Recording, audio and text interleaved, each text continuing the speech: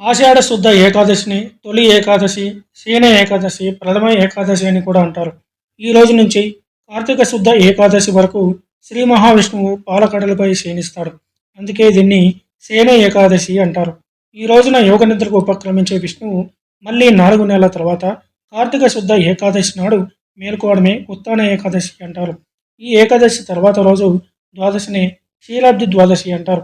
శ్రీహరి యోగ నిద్రలో ఉండే ఈ 4 నెలల కాలాన్ని పవిత్రంగా పరిగణించి చాతుర్మాస్య దీక్ష చేస్తారు. తాళజంగుడు అనే రాక్షసుడు కుమారుడు మురాసురుడితో మహావిష్ణువు యుద్ధం చేసి అలసిపోతాడు. ఆ సమయంలో తన శరీరం నుంచి జనించిన కన్య పేరు ఏకాదశి అంటారు. రుక్మాంగదుడు ఏకాదశి వ్రతాన్ని ఆచరించే సమయంలో మోహిని రూపంలో వచ్చి పొందుకోరిన రంభను తిరస్కరించాడు.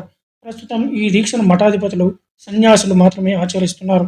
చాతుర్మాస్య దీక్ష చేపట్టిన వారు 4 నెలల పాటు ఆహార నియమాలు పాటిస్తూ కఠిన నిష్ఠతో కామ క్రోధాదులను విసర్జిస్తారు. నిజానికి పంచభూతాలు, సూర్యచంద్రులు, గ్రహాలు పరస్పర సంబంధాన్ని, వాటి గమనాన్ని బట్టి ఇది ప్రకృతిలో మార్పులకు సంకేతం. ప్రత్యక్ష దైవం సూర్యుడు దక్షిణం వైపుకు మరలిన ఈ రోజు నుంచి దక్షిణాయనం ప్రారంభమవుతుంది. చాతుర్మాస్య దీక్షతో పాటు గోపద్మ వ్రతాన్ని కూడా ఆచరిస్తారు. దీన్ని తొలి ఏకాదశి మొదలు కార్తీక శుక్లపక్ష ద్వాదశి వరకు అంటే క్షీరాబ్ది ద్వాదశి వరకు ఆచరించాలని పురాణాలు చెబుతున్నాయి. ఆషాఢమాస తొలి ఏకాదశి రోజున సూర్యోదయానికి ముందే లేచి శుద్ధి చేసుకుని శ్రీహరిని నియమనిష్టలతో పూజించాలి. శుభ్రం చేసుకుని విష్ణుమూర్తిని పసుపు, కుంకుమ, పుష్పాలతో అలంకరించాలి. తర్వాత చక్కెర పొంగలి నైవేద్యంగా సమర్పించాలి. ఏకాదశి వ్రతం ఆచరించేవారు మాంసాహారం, గుమ్మడికాయ, చింతపండు, ఉసిరి, ఉలువలు, మినుములతో చేసినవి వండిన ఆహార పదార్థాలను తీసుకోరాదు. అలాగే మంచంపై కూడా శయనించరాదు. ఏకాదశి అంటే 11 అనే అర్థం. ఈ ఏకాదశి విశిష్టతను పద్మపురాణంలో వివరించారు. త్రిమూర్తుల్లో ఒకరైన శ్రీహరితో ముడిపడిన ఈ ఏకాదశి మహత్యం గురించి అనేక కథలు కూడా మన పురాణాల్లో ఉన్నాయి.